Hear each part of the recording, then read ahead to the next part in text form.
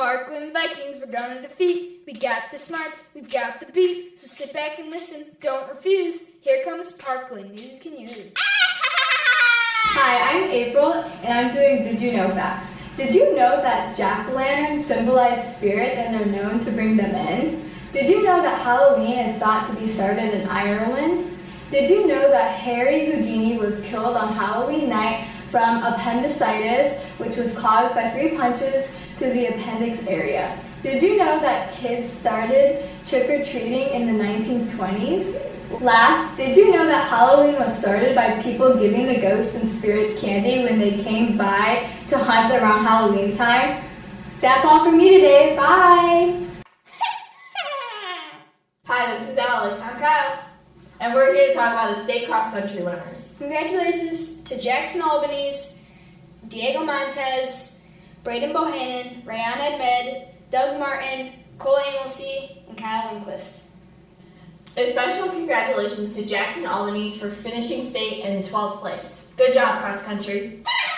City League basketball starts on October 30th, and there will be an informational meeting on October 16th at 7:20 in the LMC. The boys' first basketball game is on October 30th versus Nippersink, and their next game is on November 1st at Creekside Middle School. On November 13th, we will have our Pack the Place game versus MMS. Good luck, boys! Hey, what's up, you guys? I'm Paige. I'm Alex. And I'm April. October 15th is when Palms start, and we are looking forward to a great season. Palm and Cheer work hard every day to make great routines for you. Having you come support us would be amazing. Cheer performs at all games. Palms only does home games. If you want to come see Palms, then Pack the Place is the perfect game for you to go to because you watch the game and see both teams perform. First game with Palm and Cheer together is the first game against Nippersink on October 30th at 4. Hope to see you there! Hey Parkland, these are your upcoming events. On October 8th, we had no school. On October 26th is the end of the first quarter. October 31st is Halloween. Come in with your costumes on and have fun showing it off. On November 8th, we have no school and parent-teacher conferences. A farmer had a daughter for whom he cared more than anything on earth. She fell in love with a farmhand named Jim, but the farmer did not think Jim was good enough for his daughter. To keep them apart, he sent her to live with her uncle on the other side of the country. Soon after she left, Jim got sick and he wasted away and died. Everyone said he died of a broken heart. The farmer felt so guilty about Jim's death, he could not tell his daughter what had happened. She continued to think about Jim and the life they might have had together. One night, many weeks later, there was a knock on her uncle's door. When the girl opened the door, Jim was standing there. "Your father asked me to get you," he said. "I came on his best horse." "Is there anything wrong?" she asked. "I don't know," he said. She packed a few things and they left. She rode behind him, clinging to his waist. Soon he complained of a headache. "It aches something terrible," he told her. She put her hand on his forehead. "Why are you as cold as clay?" she said. I hope you are better. I hope you're not ill," and wrapped her handkerchief around his head. They traveled swiftly, so swiftly that in a few hours they reached the farm. The girl quickly dismounted and knocked on the door. The father was startled to see her. "Didn't you send for me?" she asked. "No, I didn't," he said. She turned to Jim, but he was gone, and so was the horse. They went to the stable to look for them. The horse was there. It was covered in sweat and trembling with fear, but there was no sign of Jim. Terrified, her father told her the truth about Jim's death. Then he quickly went to see Jim's parents. They decided to open his grave. The corpse was in its coffin, but around his head they found the girl's handkerchief. We are going to talk about the Halloween rules. For Halloween, students may not wear masks and must be identified. You may wear face paint, but not to the point where you cannot be recognized. No weapons or fake blood is allowed. If you break any of these rules, you will be sent to peer jury in the small chorus room. What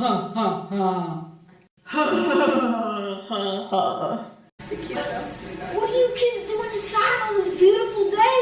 Just playing with this old thing. Back in my day, we didn't have those darn touchscreen devices. We had to use a phone that was attached to the wall by a cord. We also didn't even know who's on the other line when the phone rang. Can you imagine answering answering a phone without knowing who's on the other line? Those were the days. Grandpa, how do you even use an old contraption like that? Well, kids, first you have to start with picking up the phone and hearing a dialing tone. Do you know what a dialing tone is? No. Well, a dial tone sounds like this. Once you hear the dial tone, you begin to push the numbers that make up the person's phone number. You should always remember one person's phone number in case of emergency. None of that saved garbage contact information in these old thingies. Remember, there's an area code, and in McHenry the area code is 815. But your friends and family might have it different in some other places. Wow, Grandpa, that's a lot of information to remember. It must have been hard to make a phone call back in the day.